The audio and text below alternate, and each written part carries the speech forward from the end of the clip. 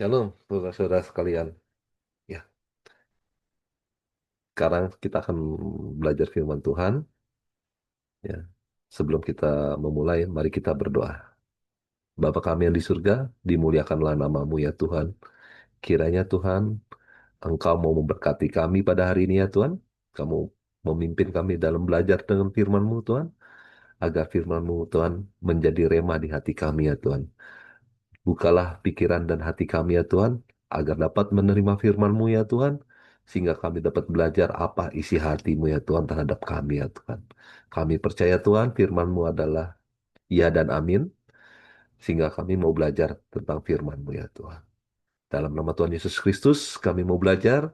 Haleluya. Amin. Oke, saudara-saudara, kita akan mulai belajar firman Tuhan. Kita akan belajar dari eh, kitab Yeremia, Yeremia 29 ayat 11. Ya, eh, tema pembelajaran hari ini kita akan belajar tentang harapan di tengah ketidakpastian. Ya, kita tahu saudara bahwa hari-hari ini, ya, zaman-zaman ini kita mengalami suatu ketidakpastian. Ya, kita mengerti bahwa banyak hal yang terjadi di dunia ini. Tiba-tiba terjadi peperangan, tiba-tiba terjadi bencana alam dan perubahan ekonomi, perubahan kebijakan, ya peperangan tarif ekonomi segala macam ya, tarif belanja itu kita sangat di tengah ketidakpastian gitu ya. Tapi kita akan belajar dari bangsa Israel. Yaitu kita akan baca ayatnya di Yeremia 29 ayat 11, ini ayat yang cukup terkenal dan ini sering mungkin dibaca ya oleh kita semua gitu ya. Mari kita baca. Sebab aku ini mengetahui rancangan-rancangan apa yang ada padaku mengenai kamu. Demikianlah firman Tuhan, yaitu rancangan damai sejahtera dan bukan rancangan kecelakaan, untuk memberikan kepadamu hari depan yang penuh harapan. Firman ini turun ketika bangsa Israel di Babilonia, di mana bangsa Israel itu mengalami ketidakpastian masa depannya, karena dia mengalami yang namanya pembuangan atau dijajah gitu ya, kehilangan tanah air, jauh dari bait Allah, dan penuh dengan kekacauan dalam hidupnya, penuh dalam penderitaan karena menjadi budak di Babilonia. Ya. Eh, Bangsa Israel ini mengalami kesulitan yang luar biasa, jadi kita belajarlah dari bangsa Israel ini dan kondisinya mungkin berbeda dengan saat ini kita, tapi ini mencerminkan, tapi kondisi ini mencerminkan bahwa bangsa Israel pun mengalami kekacauan, mengalami ketidakpastian gitu ya, sama seperti sekarang kita juga mengalami ketidakpastian akan masa depan kita. Ya, nah dari firman Tuhan ini kita akan belajar 3 poin. Ya, poin pertama adalah Tuhan tetap berdaulat di tengah kekacauan. Amin, saudara-saudara. Ya, Tuhan tetap berdaulat di tengah kekacauan. Ya, ini kata kuncinya adalah dalam firman Tuhan adalah aku tahu, gitu ya. Berarti yang berkata di sini adalah Tuhan, bukan manusia, ya. Dan kalau Tuhan sudah berkata bilang aku tahu, berarti dia sudah tahu apa yang akan terjadi, gitu ya. Apa yang akan terjadi dengan kita semua, gitu ya. Nah, ini bukan keadaan yang menentukan, ya, tetapi Allah yang berdaulat. Ya. Kita tahu bahwa sekarang ekonomi mungkin sedang goyah, ya, adanya banyaknya penyakit gitu ya, COVID kayak kemarin seperti itu ya. Tapi kita tahu bahwa Allah berdaulat atas kekacauan itu. Ya. Dia bisa mengatasi hal-hal itu. Ya, coba kita baca firman Tuhan lagi. Kita ambil eh, dari Mazmur ya tadi ya. Sebentar saya cari ya. Mazmur 93 ayat 3 sampai dengan 4. Saya ulangi lagi ya. Mazmur 93 ayat 3 sampai 4. Sungai-sungai telah mengangkat ya Tuhan, sungai-sungai telah mengangkat suaranya, sungai-sungai mengangkat bunyi hempasannya. Daripada suara air yang besar, daripada pecahan ombak laut yang hebat, lebih hebat Tuhan di tempat tinggi. Ini air ini melambangkan kekacauan gitu ya, yang luar biasa gitu ya. Tapi firman Tuhan ini berkata bahwa Tuhan itu lebih hebat, nah, dan dia lebih kuat daripada ombak laut ini atau dari deru air ini gitu ya. Jadi kita tahu bahwa Tuhan itu berdaulat atas eh, segala kekacauan gitu ya. Dia mengatasi, dia bisa mengatasi kekacauan tersebut. Maka itu kita belajar lagi bahwa memang dalam poin satu ini Tuhan tetap berdaulat di tengah kekacauan. Kita mengerti bahwa Tuhan itu selalu ada dan akan selalu ada bagi umatnya, menemani umatnya di dalam kekacauan. Dan dia akan menuntun umatnya di dalam kekacauan. Ya, kita belajar dari bangsa Israel ini ya, bahwa ternyata setelah 70 tahun bangsa Israel ini kembali ke tanah airnya gitu ya. Nah, ini kita akan hal ini sesuai dengan poin yang kedua gitu ya. Harapan bukan berarti tanpa proses gitu ya. Jadi bangsa Israel itu di dalam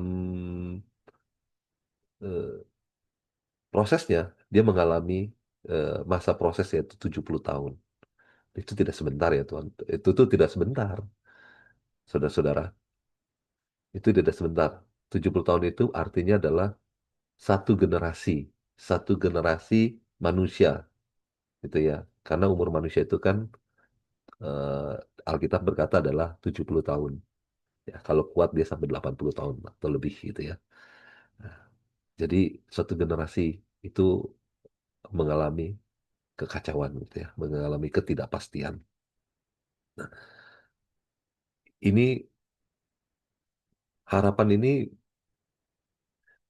itu seperti proses gitu ya. Dia harus mengalami proses. Jadi kita pun di dalam hidup kita ini, ketika kita mau berharap kepada Tuhan, kita tuh mengalami proses.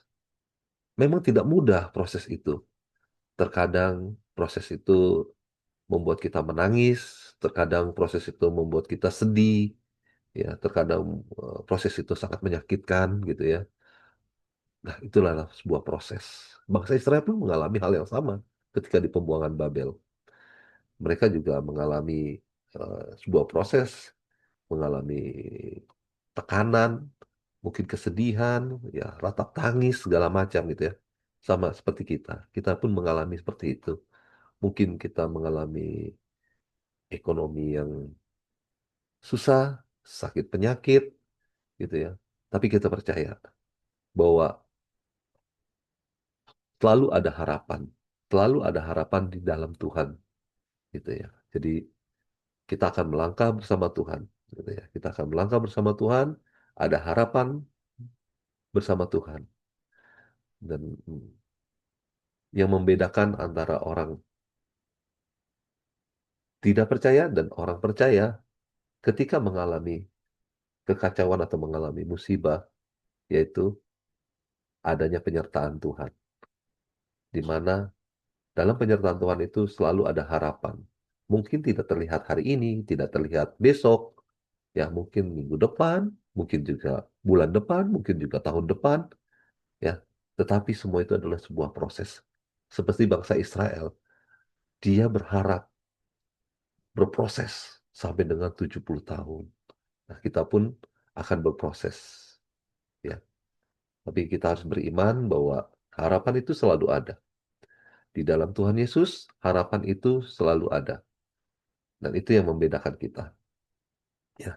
Terus poin ketiga adalah kita akan belajar tentang harapan Kristiani adalah kepastian, bukan angan-angan. Mungkin dunia berkata semoga atau mudah-mudahan itu harapan menurut dunia. Tetapi dalam Kristus adalah janji kepastian. Kita akan ambil ayatnya di dalam Yohanes 16 ayat 33. Dalam dunia kamu menderita penganiayaan, tetapi kuatkanlah hatimu. Aku telah mengalahkan dunia. Yesus berkata di dalam Yohanes 19 ayat 33 ini bahwa aku telah mengalahkan dunia. Artinya harapan itu sudah pasti, ya. Nah, bahwa Yesus sudah menang, ya. Yesus sudah mengalahkan maut. Yesus sudah bangkit dari kematian, ya. Itu adalah sesuatu yang pasti, itu. Sesuatu yang telah kepastiannya ada, gitu ya. Mungkin dunia berubah, tetapi Yesus tetap sama. Ekonomi bisa naik turun, tetapi janji Tuhan tetap teguh. Hidup penuh badai, tapi ada jangkar yang kokoh, yaitu Kristus Yesus. Jangkar itu adalah harapan. Jadi harapan, kita mengalami harapan kepastian. Ya. Kita beriman pada Allah yang hidup, bukan Allah yang mati. Gitu ya. Kenapa kita bilang Allah yang hidup? Karena Yesus sudah mati dan dia sudah bangkit. Dia sudah mengalahkan maut. Artinya ada kepastian untuk orang-orang percaya di dalam Yesus bahwa ada kepastian harapan, ada kepastian hidup yang kekal, ada kepastian kebangkitan di akhir zaman. Nah, itu yang kita imani dan kita harapkan. Dan harapan kita di dalam hidup ini adalah bagaimana kita menjalani hidup ini sesuai dengan firman Tuhan, dan harapan-harapan itu sesuai dengan rancangan-rancangan Tuhan, bukan rancangan kita. Jadi kita berserah kepada Tuhan bahwa semua rancangan ini adalah rancangan Tuhan, ya. Dan biarlah hati kita ini selalu berserah kepada Tuhan, ya. Dengan firman Tuhan ini dari ayat Yeremia ini kita tahu bahwa Tuhan telah merancangkan sesuatu yang baik. Tuhan merancangkan damai sejahtera dan bukan rancangan kecelakaan. Nah, mungkin tidak terlihat hari ini, mungkin tidak terlihat besok, tapi pastilah rancangan Tuhan itu penuh dengan kedamaian. Rancangan Tuhan itu penuh dengan sukacita, ya, bukan rancangan kecelakaan. Ya, mari kita imani hal itu. Ya, kita telah belajar bahwa ya di dalam ketidakpastian ini masih ada harapan di hadapan Tuhan, ada harapan di dalam Yesus Kristus. Itu ya. Oke, kita akan tutup firman Tuhan ini. Kita akan berdoa. Jadi tadi sebelum berdoa kita akan ulangi lagi apa poin-poinnya, adalah Tuhan poin pertama adalah Tuhan tetap berdaulat di tengah kekacauan. Poin kedua adalah harapan bukan berarti tanpa proses. Gitu ya. Terus poin yang ketiga adalah harapan Kristiani adalah kepastian, bukan angan-angan. Ya, jadi eh, kita tahu ya, jadi itu eh, poin-poinnya, dan mari kita resapi poin-poin tersebut, dan mari kita hidup dengan iman, bukan dengan ketakutan. Mari kita berjalan dengan harapan, bukan dengan keputusasaan, karena Tuhan Yesus adalah sumber pengharapan kita yang sejati. Amin. Mari kita tutup dalam doa. Bapa di dalam surga, terima kasih. Kami telah belajar firman-Mu ya Tuhan. Kami tahu ya Tuhan, bahwa segala rancangan-rancangan-Mu adalah rancangan damai sejahtera dan bukan kecelakaan. Dan harapan kami adalah harapan yang pasti, bukan angan-angan. Karena Engkau adalah Allah yang pasti, Engkau adalah Allah yang hidup, dan Engkau adalah Allah yang telah mengalahkan maut. Terima kasih ya Tuhan Yesus Kristus. Kami percayakan hal ini. Biarlah Tuhan, kiranya firman ini menjadi pelajaran buat kami, sehingga kami tahu bahwa di dalam ketidakpastian ini kami masih mempunyai harapan di dalam namamu ya Tuhan Yesus Kristus. Kiranya Tuhan Kau memimpin kami dalam hidup kami, dalam kehidupan kami sehari-hari ya Tuhan. Biarlah Tuhan, harapan kami hanya padamu ya Tuhan Yesus. Di dalam nama Tuhan Yesus Kristus, haleluya, amin. Shalom saudara-saudara.